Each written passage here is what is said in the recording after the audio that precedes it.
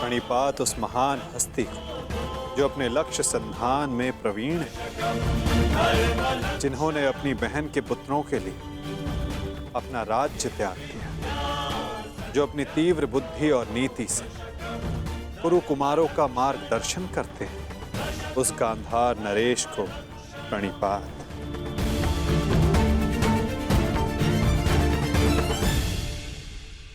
प्रणिपात महानितिज्ञ महात्मा विदुर को।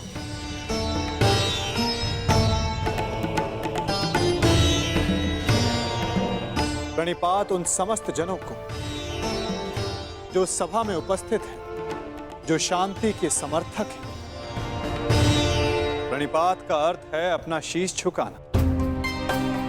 हम सब अपनी संतानों को उन सब के समक्ष शीश झुकाना सिखाते हैं जिन्होंने अपने जीवन में महान कार्य किए, परंतु मैं आप सबके समक्ष प्रणिपात इसलिए नहीं कर रहा कि आप सब ने महान कार्य किए।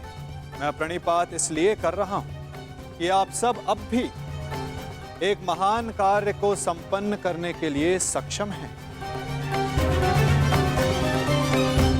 वो महान कार्य जो कि एक महायुद्ध है, एक महाविनाश है,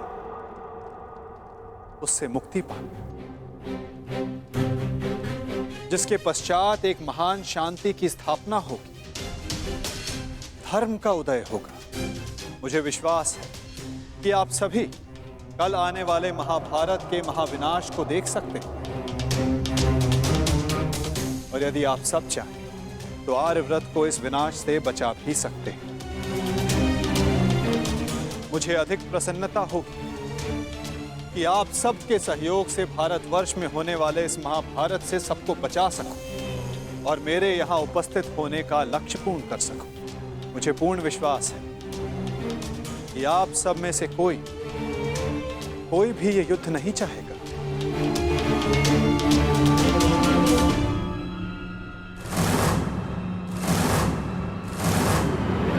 संसार का सबसे बड़ा कष्ट होता है परिवार में आया क्लेश। परिवार का अर्थ है ऐसा समूह जो साथ रहे, जो एक दूसरे के साथ जिए, एक दूसरे का संबल बने। यदि एक वृक्ष दूसरे वृक्ष की शाखाएं काटने लगे तो वृक्ष का अस्तित्व समाप्त हो जाता है महाराज धृतराष्ट्र। जब परिवार साथ रहता है तभी उन्नति होती है। मेरी मंत्रणा यह है कि एक वंशज के अहंकार के लिए समूचे वंश को दांव पर लगाना उचित नहीं, क्योंकि यदि वंशज का अहंकार जीत भी गया तो वंश अपना अस्तित्व हार जाएगा। इसलिए मैं वासुदेव कृष्ण पांडवों की ओर से शांति दूत बनकर आया, शांति प्रस्ताव लाया। यह युद्ध केवल भाइयों के मध्य का संघर्ष नहीं होगा, बल्कि इस युद्ध में संपूर्ण भारतवर्ष भाग लेगा।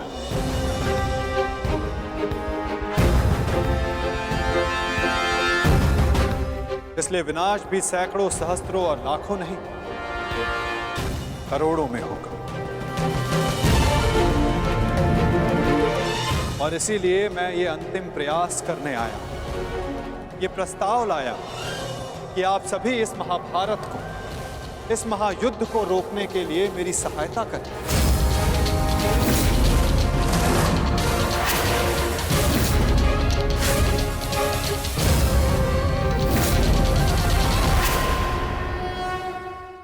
और इसीलिए मैं ये अंतिम प्रयास करने आया कि आप सभी इस महाभारत को, इस महायुद्ध को रोकने के लिए मेरी सहायता करें।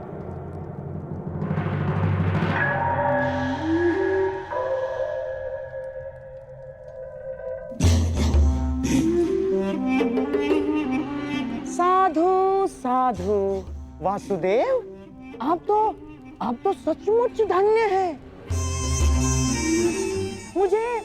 मुझे स्मरण नहीं होता कि कितना समय हो गया ऐसे शांतिपूर्ण वचन सुने हुए। मुझे तो ऐसा प्रतीत होता है वासुदेव कि आपके मुख से शब्द नहीं, फूल झड़ रहे हैं, फूल। मैं अभिभूत हो गया वासुदेव। और सच कहूं वासुदेव, मैं भी आपसे सहमत हूं।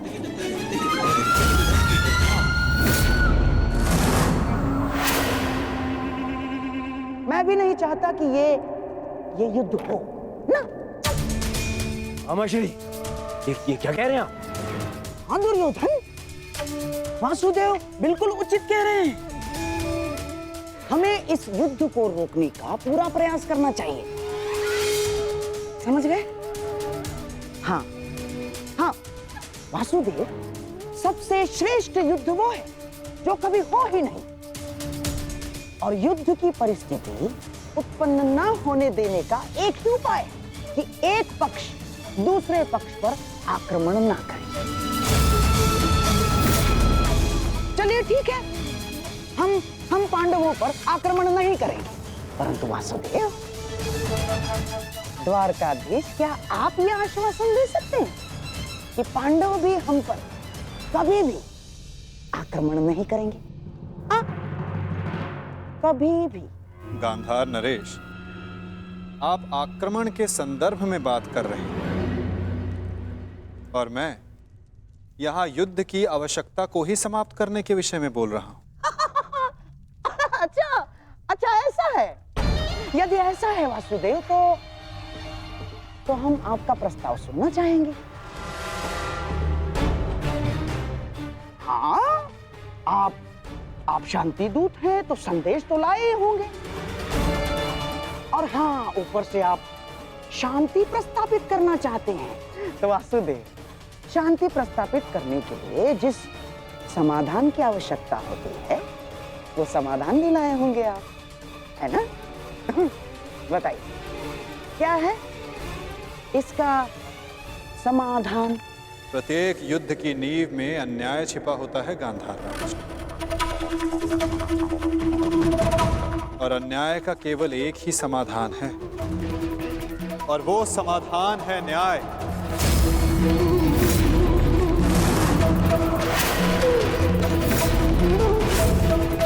वो न्याय जिस पर केवल पांडवों का अधिकार है, उनसे किए गए वचनों को ना निभाने का न्याय, उनसे किए गए वचनों को ना पूर्ण करने का न्याय।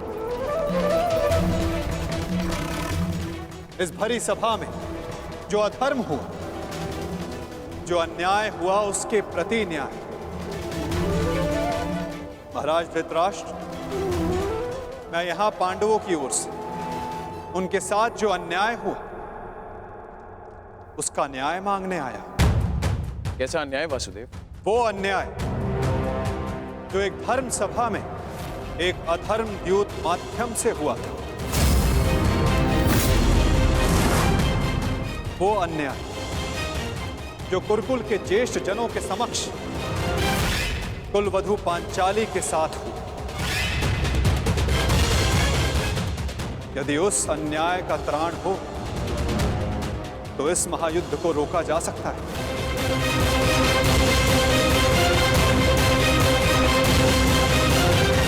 कुरुकुल श्रेष्ठ महाराज धृतराष्ट्र, महामहिम भीष्म, मैं पांडवों की ओर से उस अन्याय के लिए न्याय मांगने आया हूं। स्मरण रहे महाराज, यदि आपने पांडवों को न्याय नहीं दिया, या तो उसे वो पुण्य से अर्जित कर लेंगे, या फिर उसे छीन लेंगे।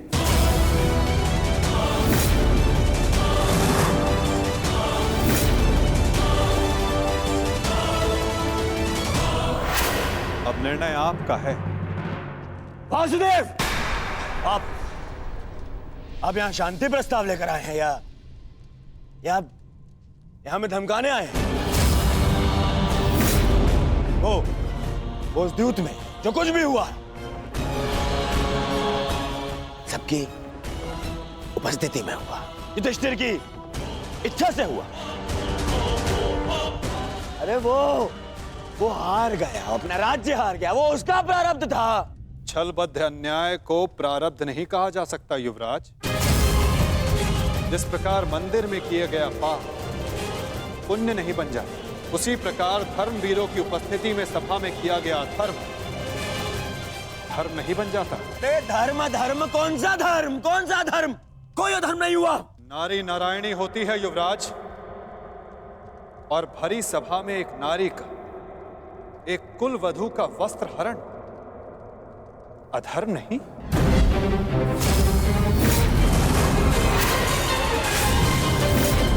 यदि तुम्हें विश्वास नहीं तो अपने ज्येष्ठों की झुकी दृष्टि से पूछो दुर्योधन।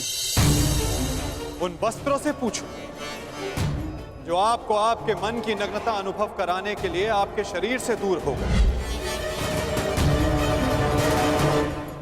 उन प्रतिज्ञाओं से पूछो जो पांडवों ने अपने भ्राताओं के विनाश के लिए मांगी। ये प्रतिज्ञा लेता हूँ और यही जंगल तोड़कर तुम्हारा प्राण दे लूंगा दुर्योधन। उस श्राप से पूछो जो द्रौपदी ने समस्त कुरुकुल को दी। इस सभा में उपस्थित वो हर व्यक्ति जिसने मौन रहकर ये अधर्म होते हुए देखा, उन्हें उनके मौन रहने का दंड मिलेगा। श्राप है ये अग्निसुता द्रौपदी का। परंतु यदि आप सब चाहें तो पांडव अपनी प्रतिज्ञा को त्याग देंगे। द्रौपदी अपना श्राप वापस ले लें।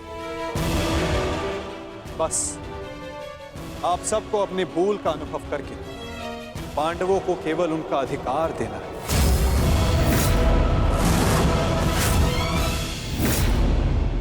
आप सबको अपनी भूल का अनुभव करके पांडवों को केवल उनका अधिकार देना है। ये कैसा न्याय है वासुदेव?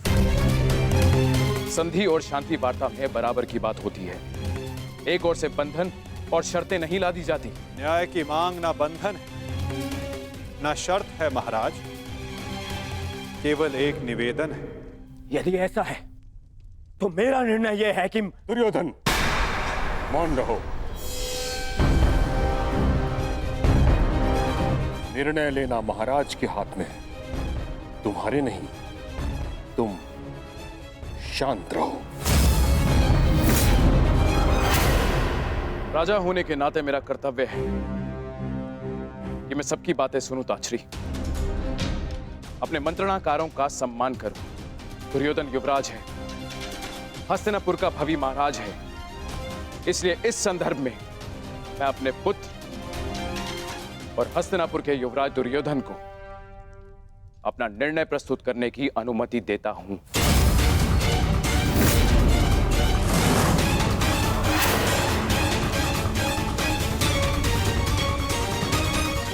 धन्यवाद पिताश्री। हाँ तो सुनिए वासुदेव, ऐसा है कि उस द्यूत में पांडव स्वयं अपना अधिकार हार बैठे थे। अब ना तो वो किसी भी राज्य का उनको अधिकार है और ना ही राजा होने का।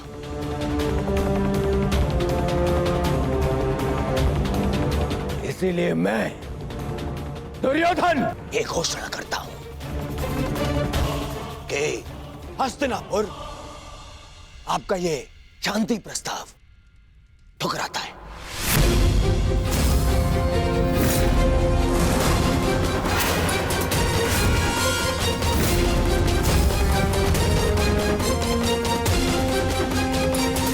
दुर्योधन, क्या तुम्हें इस बात का अनुमान भी है कि शांति प्रस्ताव ठुकराने का अर्थ है युद्ध को निमंत्रण?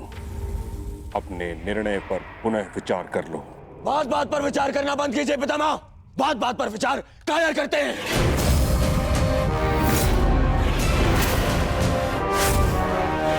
योद्धा का जन्म ही युद्ध के लिए होता है और मैं इस युद्ध के लिए प्रस्तुत हूं।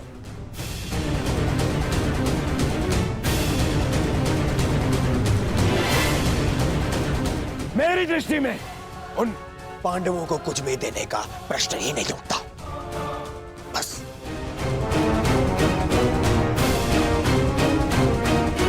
मैंने ये सभा समझौते के लिए रखवाई थी, न कि अपने ही अधिकार के त्याग के लिए। ये मेरा अंतिम निर्णय है। मैं उन पांडवों को इंद्रप्रस्थ नहीं दूंगा तो नहीं दूंगा।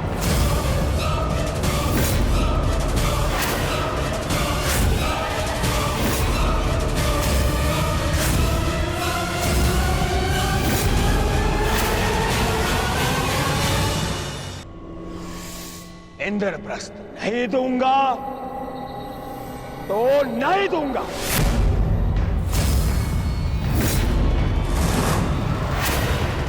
उचित है दुर्योधन, तुम इंद्रप्रस्थ रख सकते हो, उसकी सेना भी रख लो, अस्त्र शस्त्र रख लो, लाखों गाय अश्व, उसकी प्रजा भी रख लो, कोटि कोटि धन संपत्ति, जो कुछ भी पांडवों ने अपने परिश्रम से अर्जित किया था वो सब रख लो दुर्योधन। परंतु इस अन्याय के प्रतिकार स्वरूप केवल एक कार्य कर दो। प्रतीक के रूप पांचों पांडवों को 5 गांव दे दो।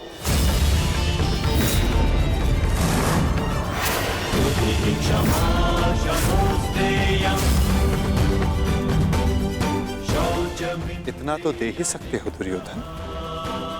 5 पांडव वहां सुख से निवास करें और कुछ नहीं चाहेंगे।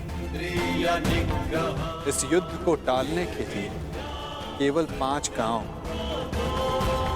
देना स्वीकार है तुम्हें?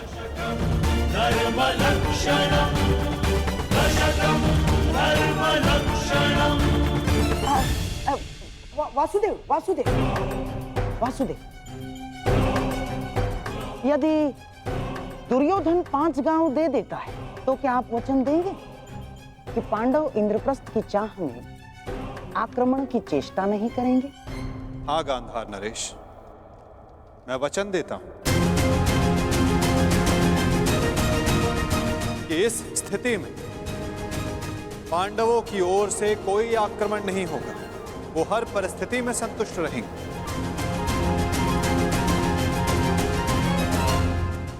कह दो दुर्योधन, इससे अच्छा प्रस्ताव कोई नहीं होगा। महाराज, मैं आपसे विनती करता हूं कि यही अवसर है, अंतिम अवसर।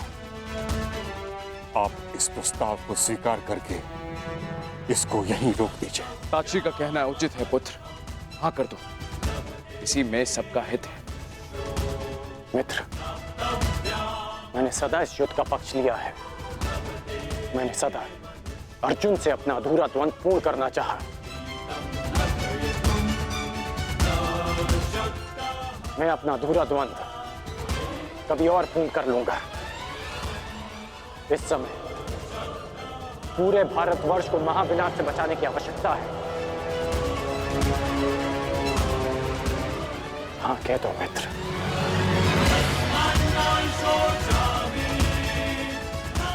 तुमने तो एक अनजान का मान रखने के लिए उसे अंगराज बना दिया, तो लाखों के प्राणों को बचाने के लिए 5 गांव दे दो मित्र। देख रहे हैं वासुदेव, मेरे मित्र अंगराज मेरे साथ है।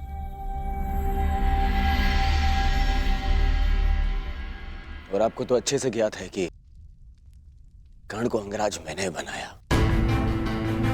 उसे वो दिया है मैंने जो पांडव नहीं दे पाए। ना पांडव, ना पितामह। और ये मेरा वचन है, यदि मेरा मित्र मुझसे प्राण भी मांगेगा तो वो भी मैं प्रसन्नता से दे दूंगा।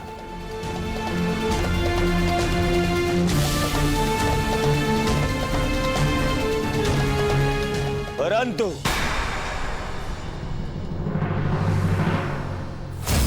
ऐसा सोचना भी मत कि मैं उन पांडवों को कुछ भी देने वाला हूं।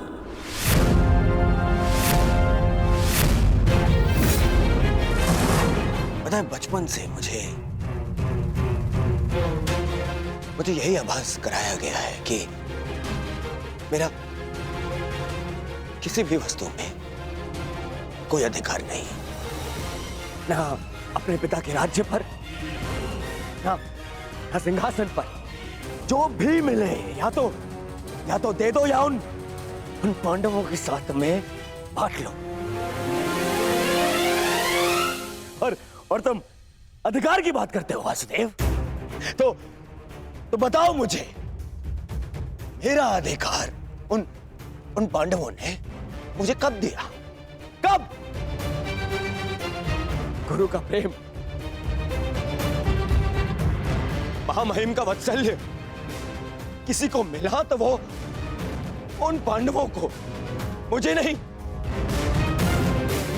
मेरे पिता के राजा होने पर, युवराज पद पर किसी का अधिकार था तो वो मेरा था, परंतु मुझे नहीं मिला।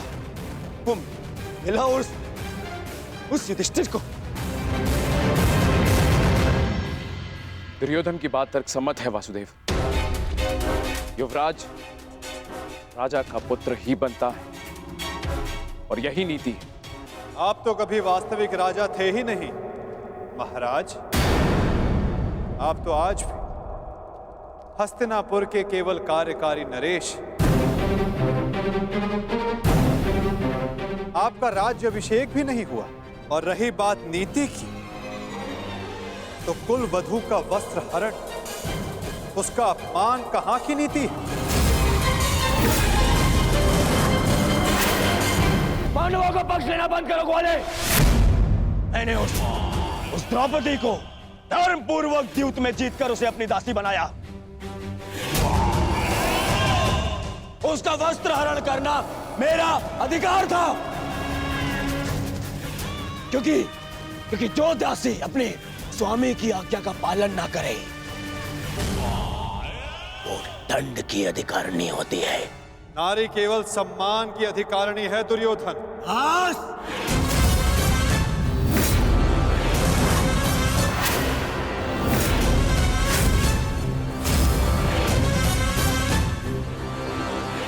दूत बनकर आए हो, अपना संदेश दे चुके हो। अब मेरा निर्णय सुनो। मैं उन पांडवों को 5 गांव तो क्या, एक सुई की नोक बराबर धरा भी नहीं दूंगा।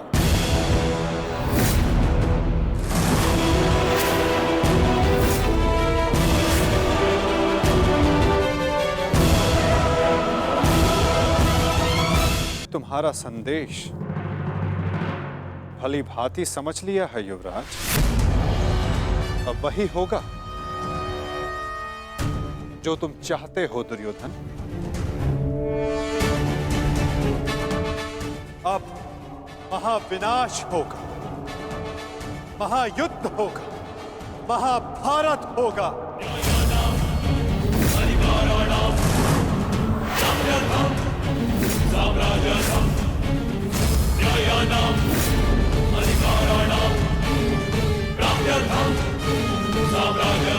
प्रणिपात।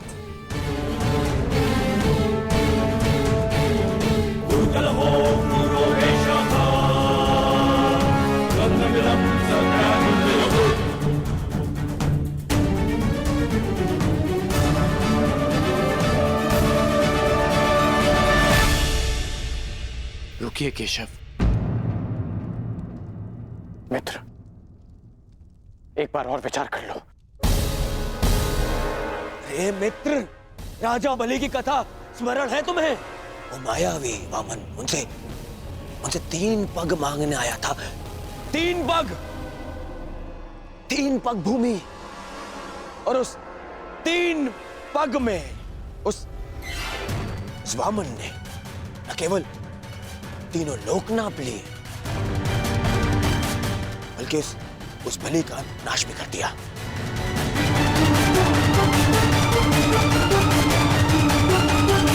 अरे इस शलिया को 5 गांव दे दूंगा तो यह हस्तिनापुर का अस्तित्व ही मिटा देगा।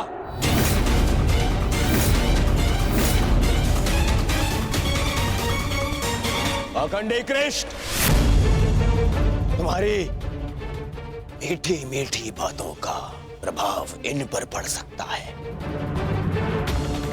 दुर्योधन पर नहीं।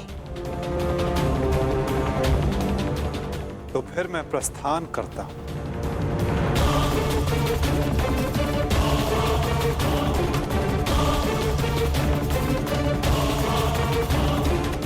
रुको दूत!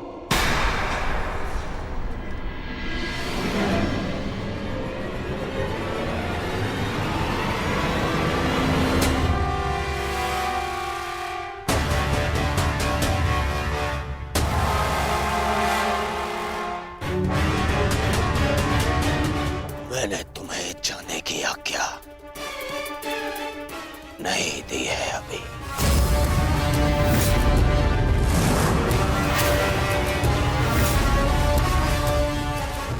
सब तुम्हारी माया से भयभीत हैं कृष्ण। आज मैं अपनी प्रजा और अपनी सेना के मन से तेरा भय मिटा दूंगा कृष्ण।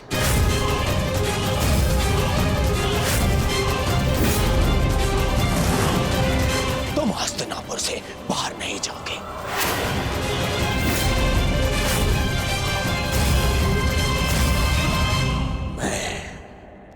धृतराष्ट्र पुत्र दुर्योधन तुम्हें अभी और इसी क्षण बंदी बनाता हूं वासुदेव।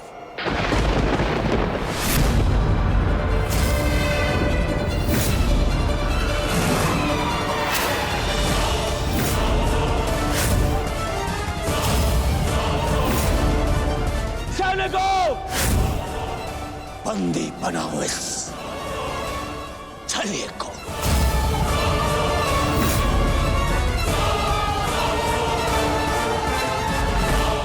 अपने पुत्र को सीमा में रहने का अर्थ सिखाइए महाराज। ये अनर्थ करने जा रहा है। महामहिम बिल्कुल ठीक कह रहे हैं महाराज। वासुदेव कृष्ण केवल हस्तिनापुर के संबंधी नहीं, इस समय वे एक शांति दूत हैं। और इस बात का स्मरण रहे महाराज, एक शांति दूत के साथ इस तरह का व्यवहार उचित नहीं है। आचार्य ठीक कह रहे हैं पुत्र। ऐसा अनर्थ मत करो। रावण ने भी यही मूर्खता की थी। उसने भी दूत का अपमान किया था और उसकी सोने की लंका जलकर भस्म हो गई।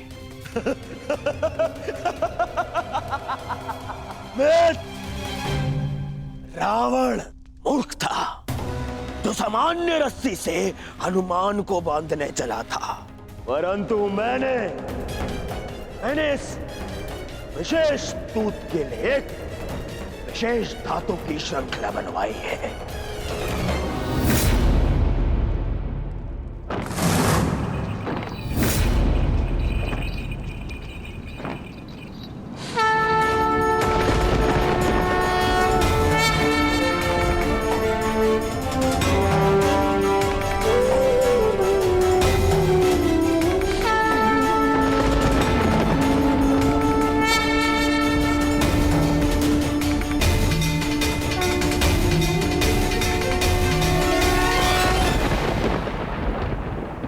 कुछ नहीं कहेगा।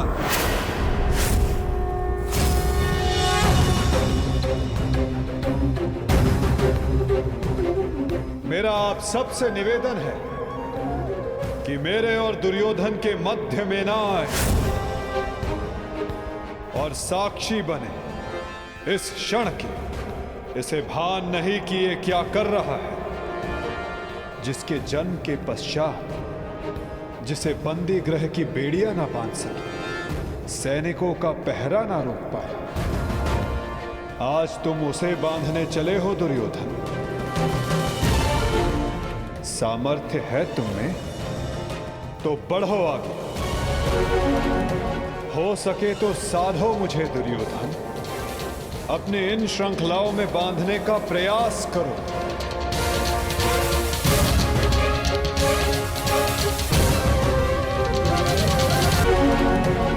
हो सके तो साधो मुझे दुर्योधन। अपने इन श्रृंखलाओं में बांधने का प्रयास करो।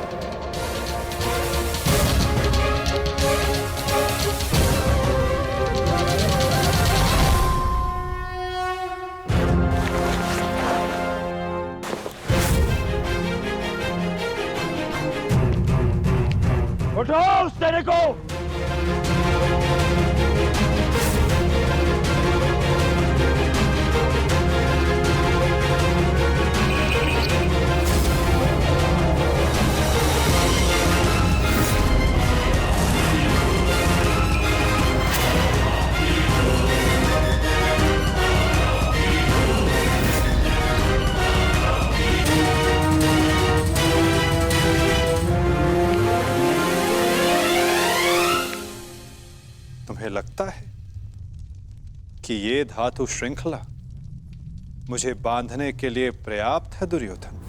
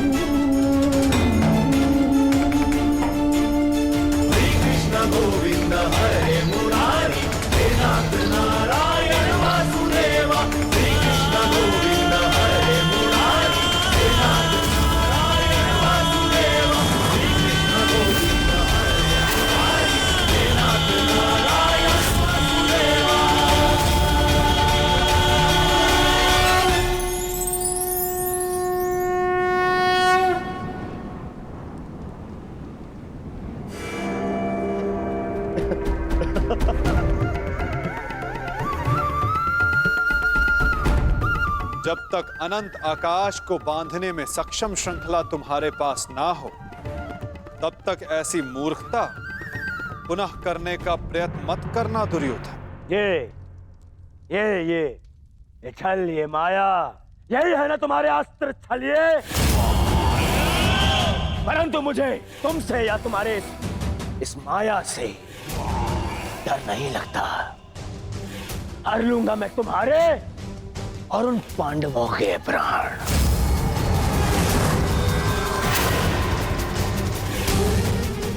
स्मरण रखना कि इस महायुद्ध में अंत करेगा तुम्हारा और उन पांडवों का यह दुर्योधन। जो स्वयं मृत्यु के शिखर से गिरने वाला हो, उसे अपने अंत की चिंता करनी चाहिए मूर्ख दुर्योधन। जिस सत्य को, जिस भविष्य को मैं टालना चाहता था, उसे आज तुमने स्वयं आमंत्रण दे दिया। और सत्य ये कि इस महायुद्ध के अंत में तुम्हारे पापों और तुम्हारे पाप में भागीदार रहे प्रत्येक का अंत होगा ये युद्ध। अंत होगा।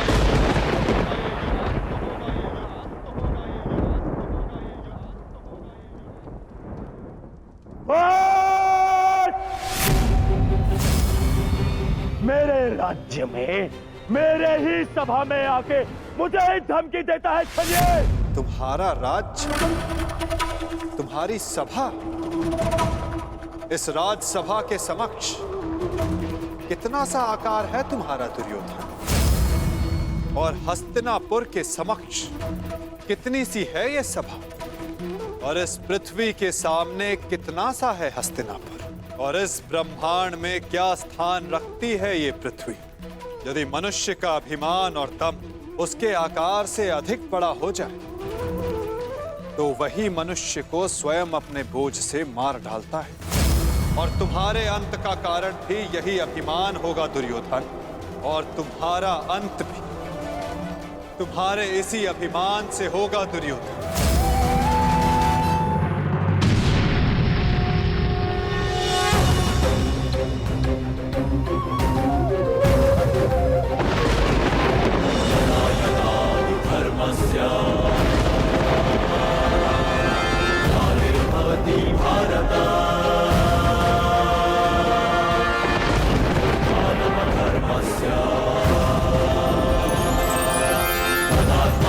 सृजाम्यहम्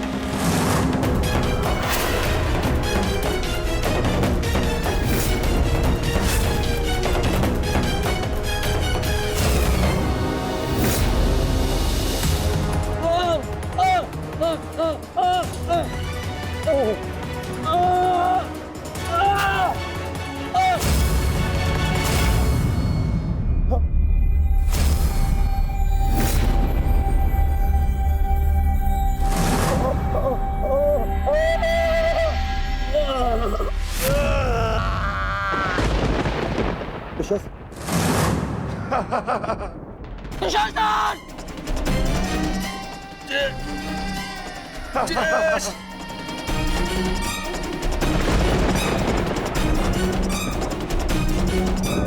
सब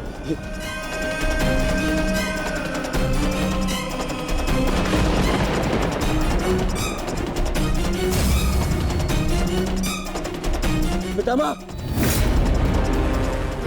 मेरे होने वाले मामा श्री क्या हो रहा है? मैं कहाँ हूँ?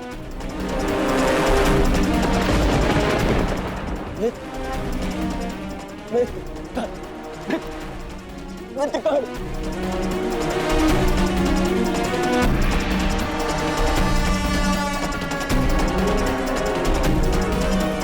मित्र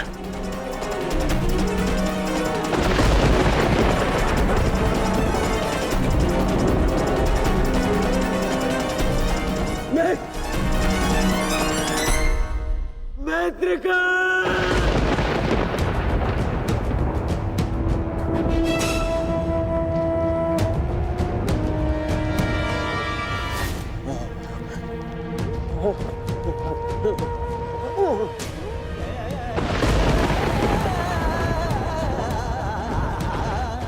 असंभव है ये, असंभव है ये। इसे तुमने ही तो संभव बनाया है दुर्योधन।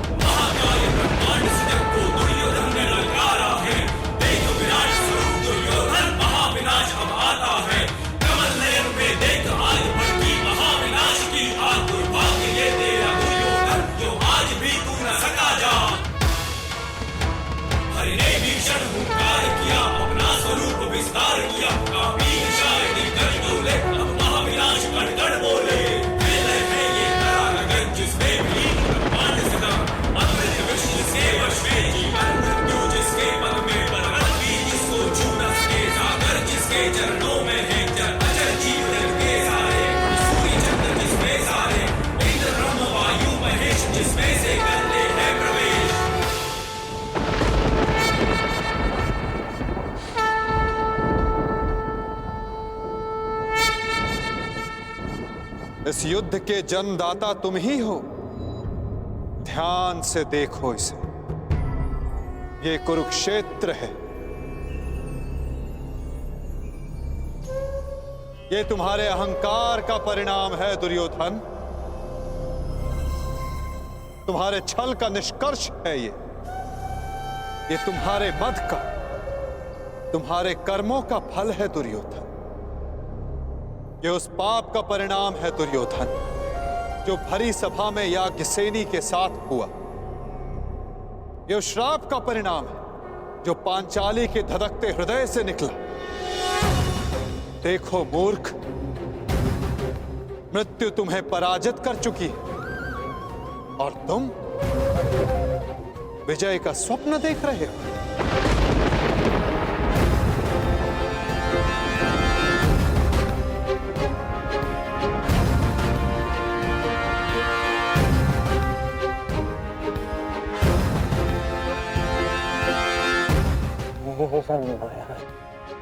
ये सब माया है। माया नहीं दुर्योधन, तुम्हारे कर्मों की छाया है ये। यही तुम्हारा भविष्य है, यही तुम्हारा प्रारब्ध, यही अंत है कुरुवंश का। युद्ध की चाह थी ना तुम्हें, महाविनाश देखने की इच्छा थी तुम्हें। ठीक है, युद्ध मिलेगा तुम्हें, महाविनाश देखोगे तुम। तुमसे पहले भी बहुत अहंकारी आए और उनका भी अंत मैंने इसी प्रकार किया। मनुष्य क्या, मैं तो सौर मंडल का सृजन और विनाश करता हूं। देखना चाहोगे तो देखो।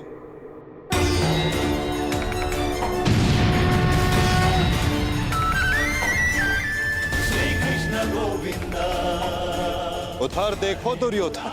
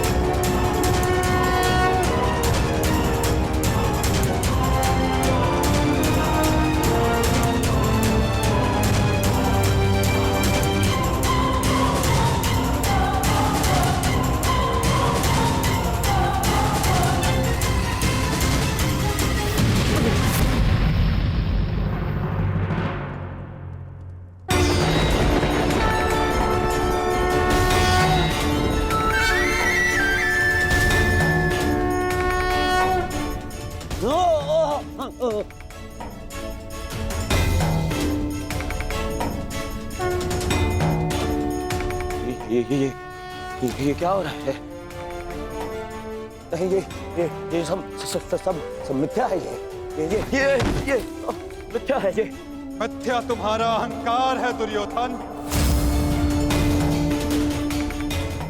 मिथ्या ये सभा है। सत्य तो वो है जो तुम कभी समझ ही नहीं पाए। वो सत्य जो मैंने अभी तुम्हें दिखाया।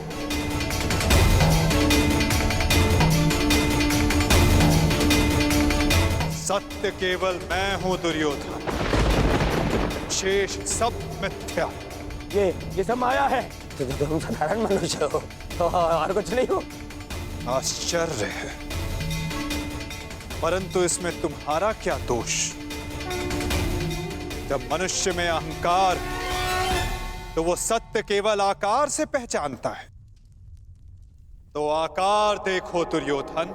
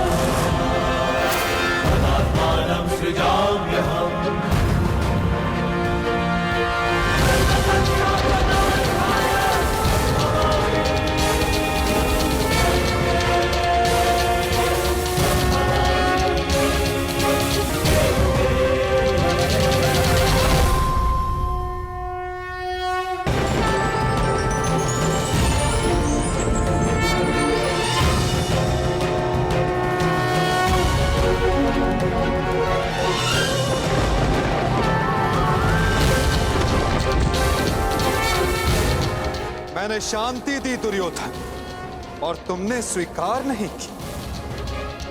मैंने मैत्री दी, परंतु अपने अहंकार के आगे तुम्हें मैत्री का मूल्य समझ नहीं आया।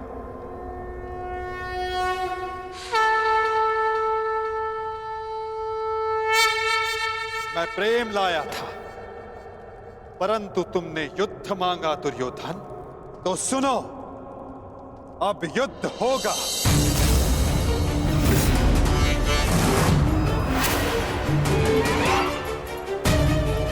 मैं जीवन का संदेश लाया था, तुमने मृत्यु का विकल्प चुना।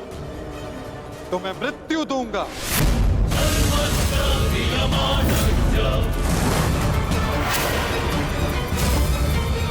तुम्हें अनुमान नहीं दुर्योधन कि यह युद्ध कितना भयंकर होगा। महासंहार होगा। पापियों के प्रत्येक भागीदार का अंत होगा ये महाभारत।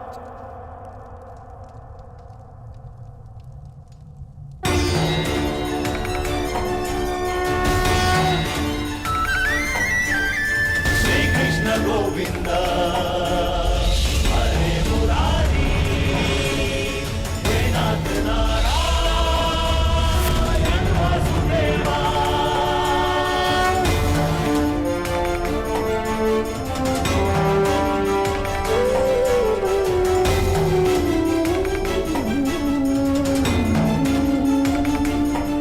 अश्वत्थामा।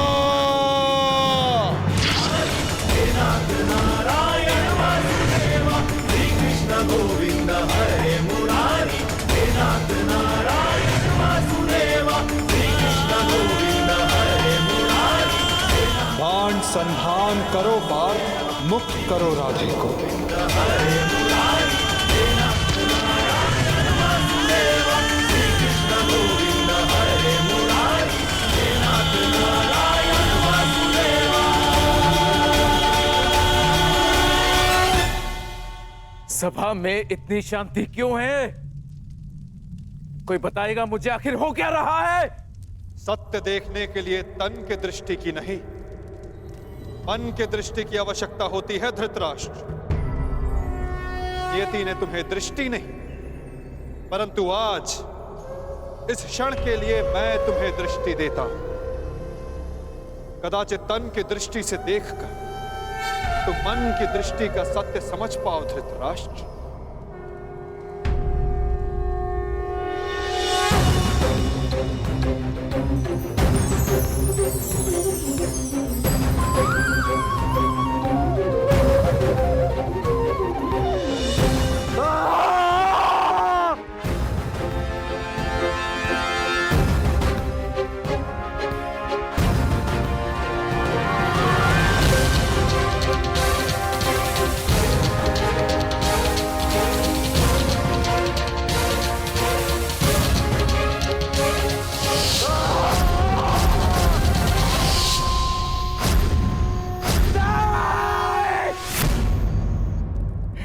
चाहिए ये दृष्टि मुझे, वापस ले लो।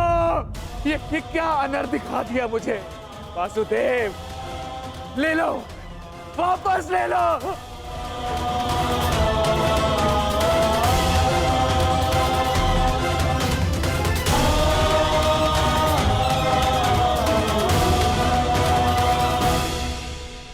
जो सबने देखा वही अंत है और वही नया प्रारंभ, परंतु ये आप सबको स्मरण तब होगा जब ये वास्तविक में आप सबके साथ घटित होगा।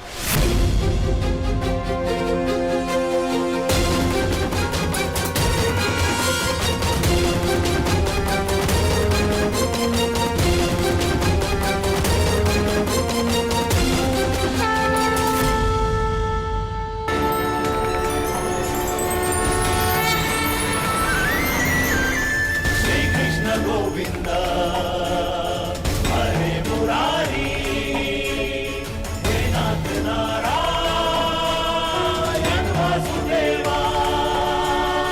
श्री कृष्ण गोविंद हरे मुरारी, हे नाथ नारायण वासुदेवा। मैं वासुदेव इस महायुद्ध, इस महाभारत की घोषणा करता हूं।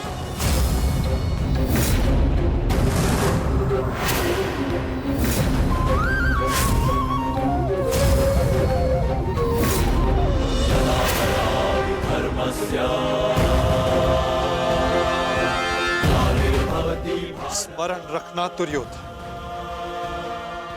तुम्हारे इस अभिमान के साथ साथ तुम भी इस धरा पर ऐसे गिरोगे कि कभी उठ नहीं पाओगे। इस महाहिंसा, इस महाविनाश के उत्तरदायित्व का बोझ तुम अपने साथ दूसरे लोक लेकर जाओगे दुर्योधन।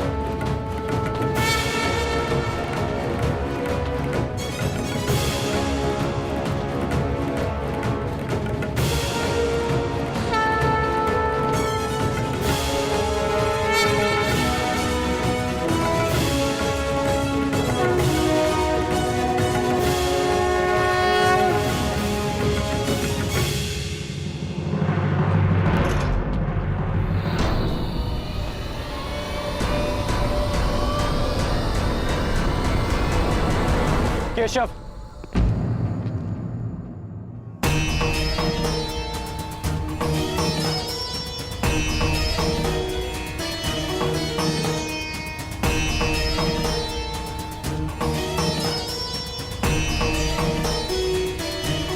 मुझे सदा से भान था कि आप साधारण मनुष्य नहीं हैं।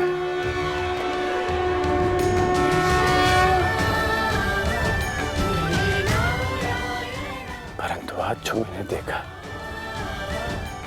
उसके पश्चात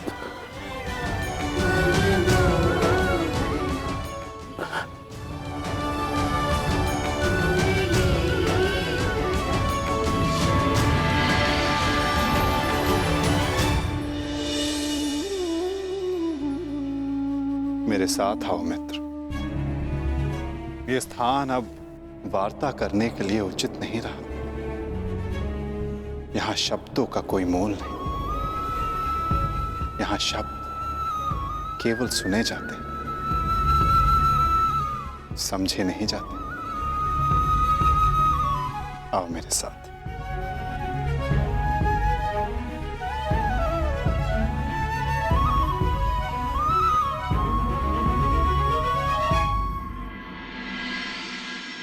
केशव,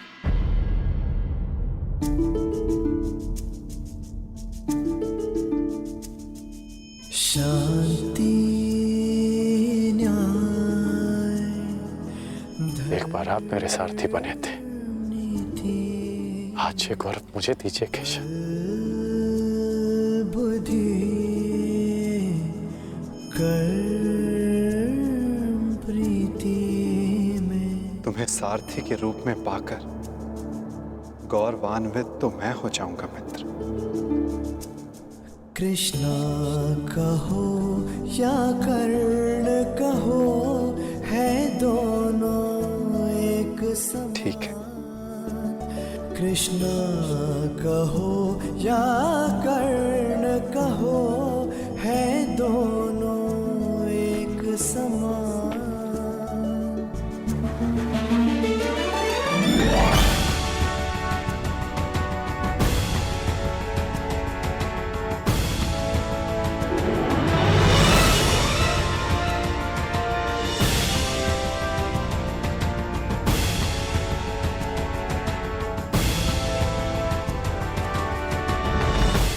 लीजिए ना केशव, ये क्या है मेरे मन में? मैं तुम्हारा मन पढ़ सकता हूं मित्र, परंतु जैसे कि मैंने पहले भी कहा था, मुझे तुम्हारे मुख से सुनना अच्छा लगता है। अब कह भी दो मित्र, क्या है तुम्हारे मन में? इस समय जो मेरे मन में चल रहा है वो ये है कि आपने मुझे पांडवों के पक्ष में आने का प्रस्ताव दिया था। हाँ, और तुमने उस प्रस्ताव को अस्वीकार कर दिया था। हाँ, परंतु मैंने कभी नहीं सोचा था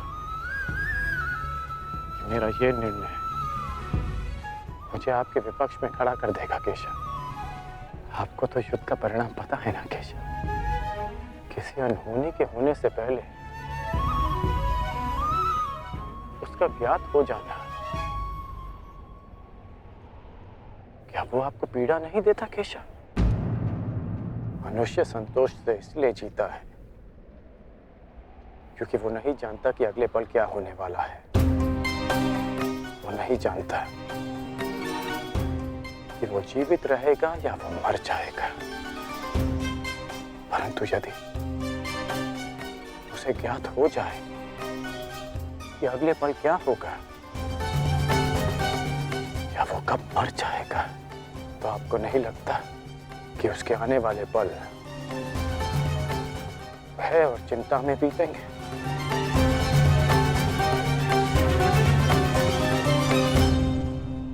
ये सोच पर निर्भर करता है अंगराज। यदि मनुष्य को अपना अंत ज्ञात हो तो हर वो क्षण जिसे हम व्यर्थ करते हैं, उन क्षणों को जिया भी जा सकता है। इस नदी को देख रहे हो, इस बहती नदी को पता है कि अंततः इसे सागर में जाकर मिल जाना। अधिक ज्ञान पीड़ादायी नहीं होता मित्र। अधिक ज्ञान उचित निर्णय लेने में सहायता करता है। यदि तुम्हें भी भूत और भविष्य का कुछ अधिक ज्ञान होता तो कदाचित तुम भी अधिक न्यायपूर्वक निर्णय कर पाते। आपका मंतव्य यही है ना कि पांडव उचित हैं और दुर्योधन अनुचित?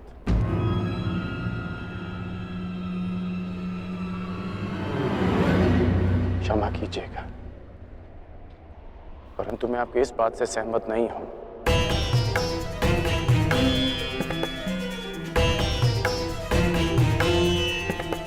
मुझे लगता है केशव कि दोनों अपने अपने स्थान पर दोषी हैं।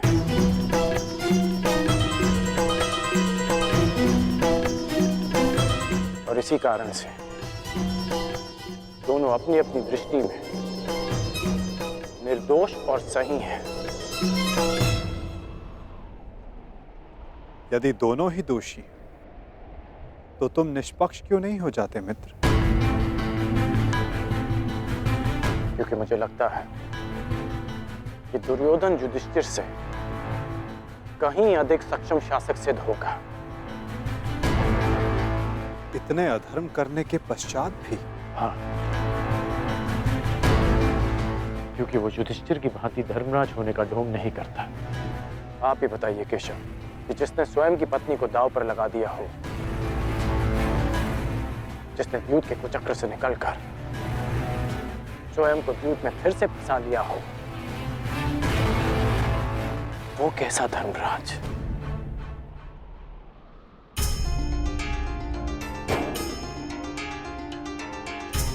युधिष्ठिर की असमर्थता के कारण राजकुमार युधिष्ठिर, मेरे शौंड की रक्षा कर लीजिए। मेरा अनुज क्यों मृत्यु की भेंट चढ़ गया?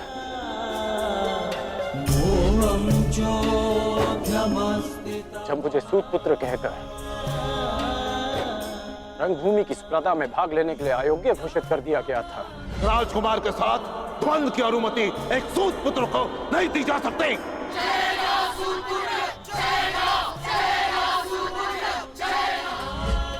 तब भी धर्मराज का धर्म मौन था।